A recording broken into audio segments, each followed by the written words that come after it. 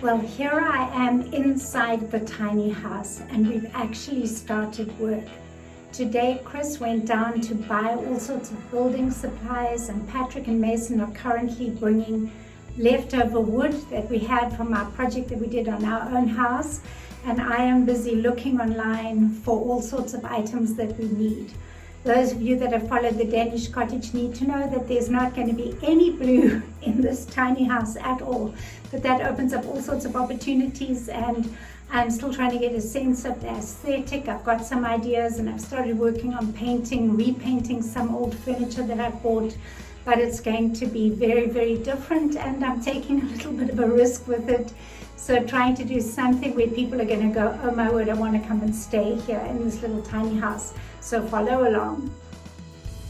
So here come Patrick and Mason with the wood that we're going to use on the ceiling and going to use on the walls as well. So they've used their long trailer and brought it up to the tiny house. So just giving you a little tour of inside the tiny house as it currently is. So we bought it incomplete, which is actually quite a blessing because it means that we can put our own fixtures and we can change things up. So here's the bathroom coming around the corner. This is where the shower is over here. So I'm just busy choosing tiles and deciding if I want to paint or want to use wallpaper. Very, very small, very tiny house. But here's in the living area and the loft area, we're actually going to heighten the roof over there because it's not actually possible for an adult to sit up in bed there. And then this area is going to be the kitchen, and over here going to have a built-in bed that opens up, well, a sofa that opens up into a bed. We may be changing the direction of the window, and you have to fit everything in exactly. Don't have an inch to waste. So this is super small space, but it's going to be great. So I'm so excited about what's happening at the tiny house, and here we are at Paradise Meadows tiny house, and Chris and Mason and Patrick are working, and we're all going as fast as we can. So follow along and you're going to be able to see what's happening here. This place is going to be the cutest tiny house in the whole of maybe Signal Mountain, maybe Tennessee, who knows. But follow along with us and it's going to be done so soon. So our work at the tiny house has started good and proper, and here is Chris on top of the roof and Mason helping him, and we're going to be bumping the top of the roof up so that when people sit in bed up there in the loft, they've got plenty of space. Yeah. But this is the house where people can sit in a little shelter, maybe a pilot tent, so the carpets are completely natural. Very exciting to see the additional height and a window.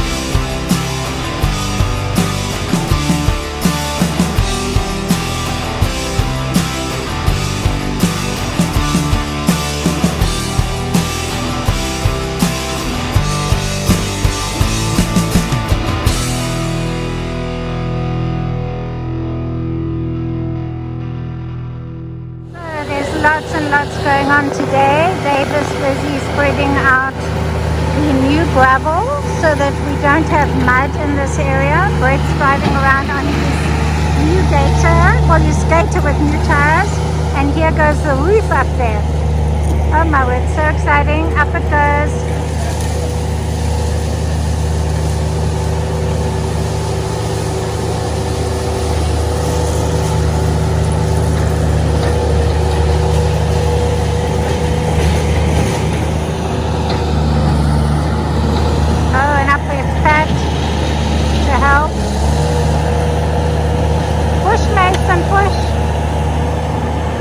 Lift it so it doesn't break what's there. Brett's bringing a ladder and over it goes.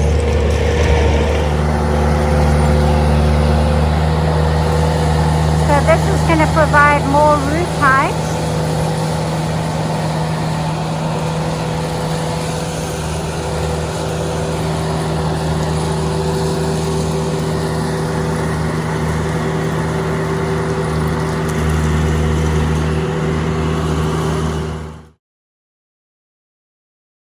So we have another truck of the gravel in, and he's going to do a crush and run. No, what do you call it? A dump and spread. Crush and run is something else. So let's see how he does his dump and spread over here.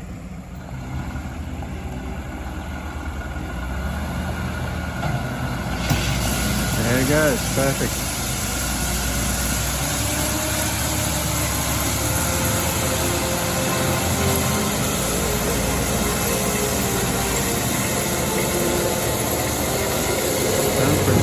Very nice.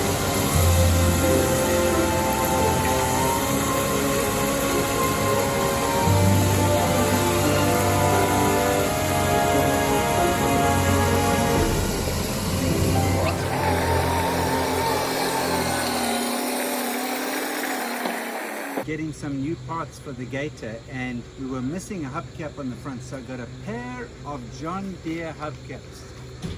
Now, some of you might remember Lynn's tiny cake stand. Yes, the little hubcaps. I think they're for a kid's John Deere Gator toy. That's all I can think. They are way too tiny. So Brett has decided that he is going to move the rest of the granite since he learned how to use the bobcat. So here he goes. Let's see how well he does this.